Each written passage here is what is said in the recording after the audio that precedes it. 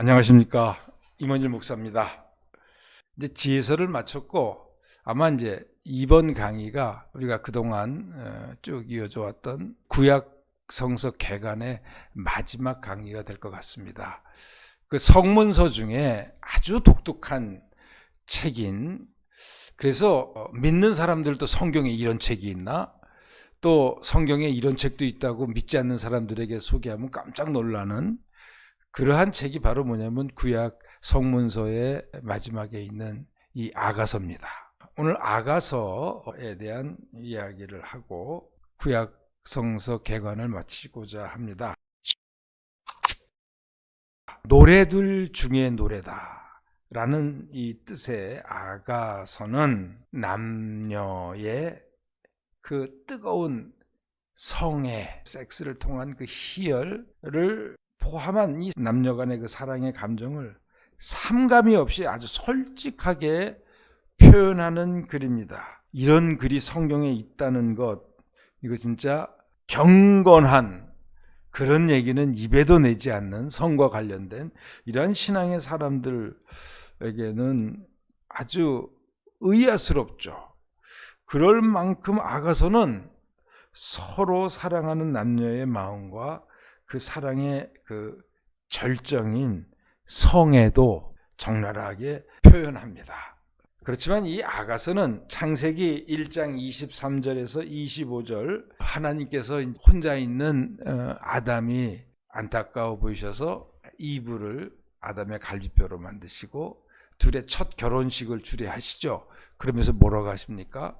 부모를 떠나서 이제 둘이 한 몸이 되라. 그렇지만 그 당시에는 서로가 벌거벗고 있었지만 부끄러운 줄 몰랐다. 이 창세기 23절 25절에서 기록하고 있는 첫 사람의 첫 남녀의 만남과 사랑과 결혼, 그 인간에게 주신 하나님의 최대의 선물이 사랑입니다. 서로 다른 두 인격체의 남자와 여자가 한 몸을 이루는 그 사랑의 감정의 과정과 그 내용들을 가장 잘 묘사하고 있는 노래가 바로 아가서입니다. 여러분, 지난 한 30년 통기타 세대부터 지금까지 인기곡들만 이렇게 수록되어 있는 CD나 음악들을 갖다 한번 쭉 들어보면은 요즘의 가요건 옛날 흘러간 노래건 옛날 가요건 세상에 팝송이건 무슨 종류를 가리지 않고 모든 대중가요들, 사실 대중가요들뿐만이 아닙니다. 모든 음악에 열의 9은 무엇을 주제로 노래합니까? 다 사랑이 주제입니다. 이렇게 만난 사랑의 기쁨도 있지만 그러다가 또 사랑이 이별 또 아픔, 하여튼 남녀 간의 사랑을 주제로 하는 노래가 열의 9입니다. 그만큼 남녀의 사랑, 그건 우리들 인간 평생에 사는 데 있어서 가장 중요한, 그거 없으면 정말 삶의 의미가 없는 이 하나님이 주신 놀라운 선물입니다. 그래서 그만큼 남녀의 사랑, 그것은 언제 어디서나 시대를 불문하고 문화를 불문하고 국가를 불문하고 인종을 불문하고 가장 뜨거운 인간의 관심사고, 멋진 그 아가서 8장 6절 7절에서 이런 표현이 있습니다. 사랑은 죽음보다도 강하고 아무도 그 불을 못 끄는 거센 불길이어서 바닷물을 다 퍼서 그 불길을 끄려고 해도 끄지 못한다. 그만큼 사랑이 인류 역사와 함께 오늘날까지 꺼지지 않고 계속 타오르는 불길이 사랑의 불길입니다. 요즘 말로 하면은 핵무기 가지고도 사람의 마음에 타오르는 이 사랑의 불길들을 끄지 못한다는 것입니다. 남녀의 사랑이 거세되어 버린, 사라져 버린 그런 세상은 여러분 상상도 할 수 없는 지옥과 같은 세상 아니겠습니까? 그런데 그렇게 뜨거운 불길이기 때문에 사랑은 또 가장 위험한 불길입니다. 그래서 8장 6절에서는 사랑의 실패, 사랑의 시샘, 사랑의 질투는 저승처럼 잔혹하다고 했습니다. 지옥보다도 더 무섭다고 합니다. 그렇죠. 이렇게 뜨거운 하나님의 선물이기에 그 뜨거움 때문에 두 인격체가 만나서 한 몸을 이뤄가는 거거든요. 한 인격체로 결합되는 거거든요. 그런데 이렇게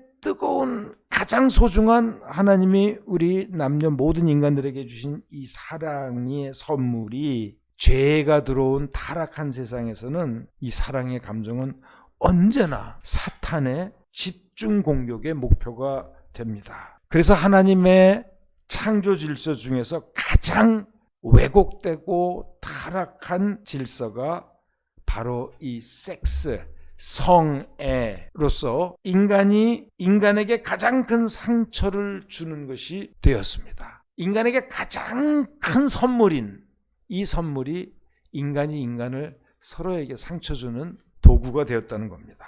그렇지만 우리는 아가서에서의 이 사랑의 노래를 들으면서 하나님께서 주신 본래의 사랑의 선물의 그 아름다움과 두 인격이 하나가 되도록 맺어주는 사랑의 그 강렬한, 그 뜨거운 온몸으로 나누는 그 성애의 아름다움의 참모습을 우리는 다시금 보고 들을 수가 있습니다. 아가서가 어떻게 해서 작성이 되었고 또 이것이 성경에 어떻게 해서 들어왔느냐, 그 아가서의 기원에 대해서는 보통 중동, 또 이스라엘도 마찬가지죠. 중동에서나 이스라엘에서는 결혼식이 되게 중요한 축제입니다. 마을 공동체 모두의 축제고 이게 보통 일주일씩 진행되었습니다. 그래서 그때마다 동네 사람들이 모여서 한 부부의 탄생을 축하하면서 그 참여한 사람들이 함께 공연했던 노래극, 요즘 말로 하면 뮤지컬이죠. 노래극에서 아가서가 기원했다고 말하기도 합니다. 그런데 아가서의 좀 더 사회학적인 해석은 아가서가 편찬되고 성경에 들어오게 된 유래를 다음과 같이 설명하기도 합니다. 이방 문화와의 빈번한 접촉. 근데 이제 주변 국가에서는 이 성이 무척 자유롭고 문란하거든요. 특히 아세라와 바알 신앙을 믿는 곳에서는 성이 아주 문란했습니다. 공식적으로 문란했어요. 이런 이방 문화와의 접촉을 통해서 이스라엘 사회의 성문화가 문란해졌을 때 이스라엘에서 전승되어 온 사랑의 노래들을 이렇게 모아서 참 사랑에 입각한 성의 원래적 아름다움을 노래극으로 만들었다고 해석을 합니다. 참 설득력 있는 해석이라고 생각합니다. 구약의 공동체는 아가서의 사랑을, 아가서에서의 이 남녀의 솔로몬과 술람미 여인과의 등장하는 그 두 사람의 사랑을 통해서 하나님과 이스라엘 민족 간의 사랑을 묘사한 것으로 받아들였습니다. 그래서 아가서를 하나님과 이스라엘 민족의 첫 만남이 출애굽 사건이잖아요. 그래서 이 출애굽 사건을 기념하는 축제인 유월절 때 이스라엘 민족 공동체가 이 아가서를 같이 읽었습니다. 제가 처음 강의인가요? 두 번째 강의 때 메길롯이라고 5개의 두루마리다. 그 5개의 두루마리는 전도서, 지금 오늘 말하는 아가서, 그 다음에 룻기, 에스더서, 그 다음에 예레미야, 에가가 있는데 이 5개의 두루마리가 5번의 민족 명절 때 이제 읽혀졌던 책인데 바로 이 아가서는 유월절, 그리고 지난주에 말씀드린 전도서는 언제냐면은 초막절 때, 가을 거지가 다 끝내고 가장 풍성할 때 이 전도서를 읽었는데, 어쨌든 하나님과 이스라엘 민족과의 순수한 사랑을 묘사하는 서로 이 아가서의 노래를 읽었습니다. 또 우리 기독교 시대에 와서는 예수님과 교회의 사랑을 노래하는 것으로 아가서의 노래를 읽기도 했습니다. 그런데 이 아가서의 노래는 하나님께서 인간에게 주신 최고의 선물인 이 사랑의 아름다움을 마음껏 노래하는 아가서 그대로의 그 사랑 노래로, 남녀 간의 이 사랑 노래로 본문 그대로 들어볼 의미가 오늘 우리가 살고 있는 이 21세기 사회에서 매우 큽니다. 왜냐하면 인간의 이 성적인 욕망이 인류 역사상 가장 왜곡된 현실에서 우리가 살고 있기 때문입니다. 그리스 시대에도 자유로웠다.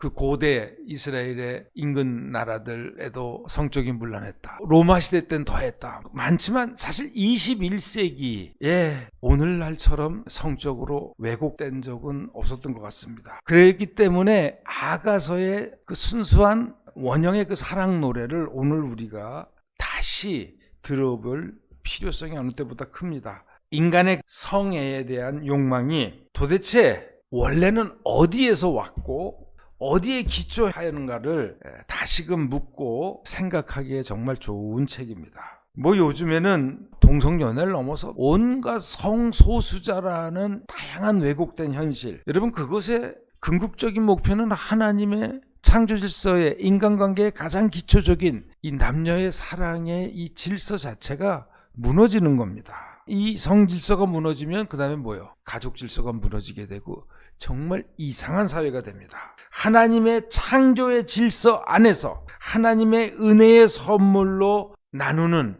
이 남녀의 사랑, 그 사랑의 그 전인격적인 나눔은 그래서 성이 탐욕의 도구로 전락한 이 시대에 아무리 강조해도 지나침이 없을 것 같습니다. 그래서 여러분, 저도 아직 못 해봤지만 아가서를 자녀들과 함께 읽는 것도 참 좋을 것 같습니다. 엄마 아빠의 사랑을 통해서 태어난 그 아이들에게 사랑이 얼마나 아름다운 건지를 아이들과 함께 이야기해 줄 수 있는, 가정에서부터 하나님의 창조 질서에 입각한 성에 대한 진실하고 아름다운 교육이 이루어졌으면 하는 마음에서 구약 강좌의 마지막으로 이 아가서를 다루어 봤습니다. 자, 이렇게 해서 이제 구약 성경을 다 마쳤습니다.